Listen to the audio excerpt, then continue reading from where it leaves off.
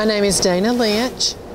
I'm at the International Quilt Festival in Houston, Texas, and I'm one of 8 members of the Amazing 8, a group of friends who made this quilt together. We started the quilt about 2 years ago when we found an inspiration for wanting to make the Aztec Sunstone. We thought it was such an interesting design, and after we saw the photos of it, we found a line drawing from a gentleman who had done a lot of historical study about it, and so with his permission we increased the line drawing and made our patterns. And then it was duplicated, and then the patterns were sectioned off and sent out to each of us to complete. And so we had a timeline. We tried to follow the timeline, and it did very good. It kind of almost fell apart in the end, but we pulled it all back together and made it work.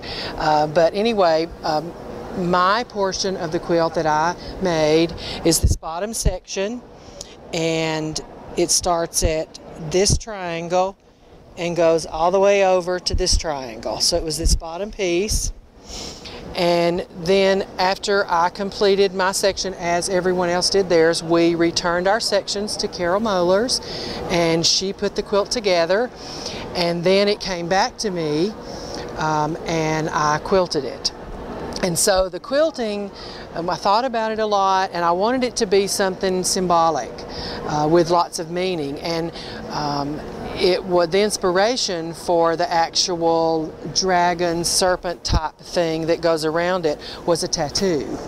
And so the dragon head of course starts in that corner, and the body wraps all the way around, and the tail comes off in this corner. And then the background quilting was done in stonework just to emulate the original calendar, which was stone. And so we finished it just in time to enter it into the festival this year. The one thing I think that's most important to me about it is the amazing fact that we all met on the internet, and we didn't even meet each other in person for a long time. And it's been just an amazing journey to collaborate and to make something like this happen with people that you never see in the whole process. And it's one of the most beautiful things I've ever seen unfold and actually come to life.